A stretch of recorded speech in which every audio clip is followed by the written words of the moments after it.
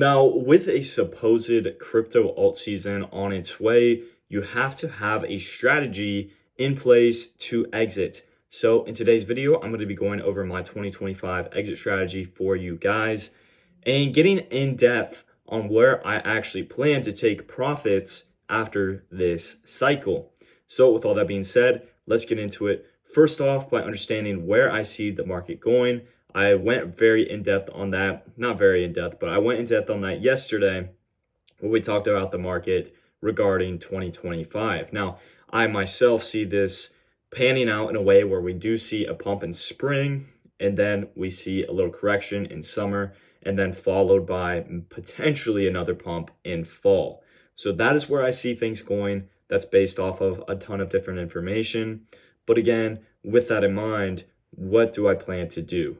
So for me specifically with the altcoin positions I own, what I plan to do is I do plan to enter or exit the markets around March, April. I do think there's going to be a top around May. So it makes sense to get out a couple months early just to hedge against any potential drawbacks that do come earlier or any other situations where I'm trying to time the top of the market. That's ultimately what we're not going to do.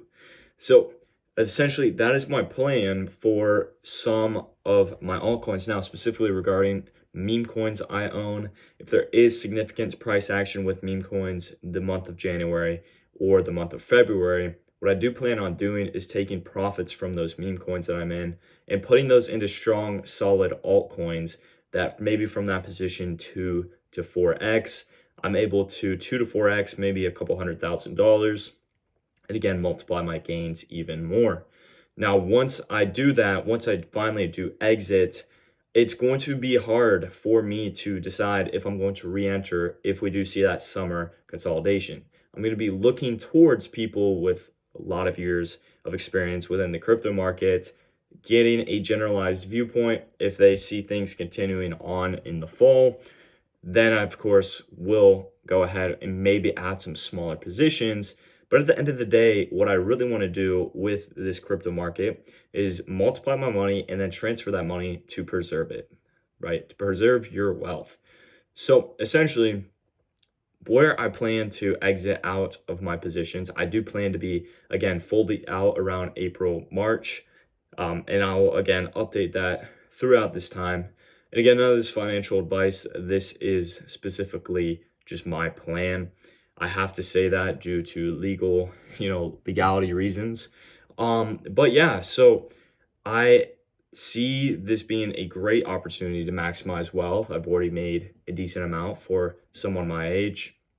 But then again, you don't want to just hold and paper hand and round trip with your bags. That's ultimately not good. So again, you have to set comfortable price targets for yourself. Of course, comfortable, you don't want to be above every analysis price target. To be comfortable, you want to set it below theirs. So for me, again, I do plan to be out. I have, for the altcoins I'm in, I have price targets for each of those. But the goal is to walk away with a nice sum of money and then go ahead and preserve that wealth. And here is what I plan to do. Now, I plan to make over 6 figures this cycle alone in the next couple of months here. So what am I going to be planning to do at 19? And again, this is going to be different for every one of you. Maybe you're in your 40s and you have a large amount of student loans debt that you do plan to pay off. Or maybe you're in your 50s and you're looking for retirement money. Whoever you are, you have to identify that and identify what it is your goal is, and then shape what you'll use this money for and actually go ahead and pivot yourself or put yourself in a position where you can reach certain goals. Now, for me specifically, I do plan on potentially owning a full Bitcoin, and then that will be my hand in crypto for the time being. So again, if we see a pullback occur, I'll be able to buy into Bitcoin. I'll probably DCA into Bitcoin with a sum of money just to make sure I do have my hand in Bitcoin regardless.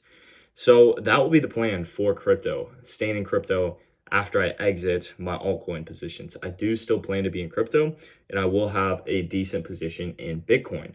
Now, once that happens, I am then going to take any leftover amounts of money. First things first, actually, before I even put money into Bitcoin, it'll be to pay off taxes.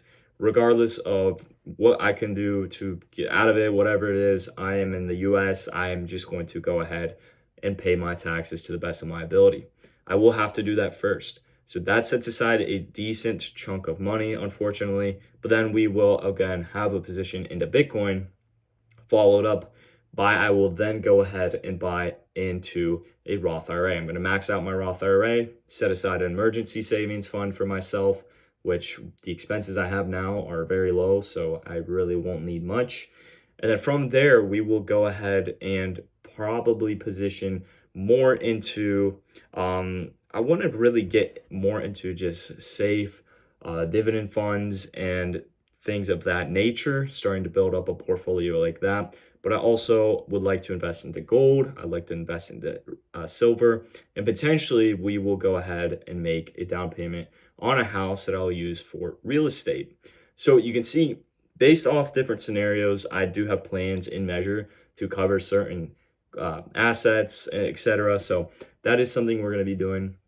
But you can see where my goals lie. Now, the reason I want to position myself into these safe assets is because at 19 years old, if I'm able to accumulate even just $100,000 to $200,000 at the minimum, that is a very, very good, start to then build that into a lot more wealth down the road. So instead of going and blowing this on a really nice supercar, and this coming from someone who loves supercars, I do plan on owning one in the future. But again, if I want to set myself up in the best way possible, then I have to delay that gratification, and then I can reap the rewards of that with potentially even setting myself up to be financially independent. So again, those are things that I do plan on doing. This is a cycle where that is possible. I mean, genuinely possible. Now, I'd like to bring up Kaizen just because there are two scenarios I'd like to talk about. First one being ski. I believe I wasn't even in when ski was initially called. Ski was called at around, it was 0.002 cents. It's at around 22 cents right now. So, I mean, you would have 100x by now at the minimum. So you would have 100x by now, that if you were able to get into ski by that time. I did not, of course. But then another call was virtual, which was called in around March, I believe. And if you literally look it up, Kaizen group member, he made, I think, off of $400, like 40 grand or something of that nature. He's made a ton of money. So again, being able to be in groups like this will set you up for success. I will have a link in the description below. I'm just genuinely plugging that because of the value it does bring after being in it and testing it out myself. Not to promote something before I myself have tried it. That's where I'm just being honest. I've made the most amount of money. So there's definitely value in joining not only Kaizen, but other communities as well. If you're a meme coin trader, which I'm of course not, you can find meme coin trading groups. If you're someone who does perpetuals, Kaizen has analysts there. There's other groups as well. So just find areas where you can access lots of information, and that's going to give you an edge towards these markets. But again, my plan should not be your plan. You need to figure out what your goals are and what you can use this cycle to actually work towards those. And with all that being said, I will see you guys later.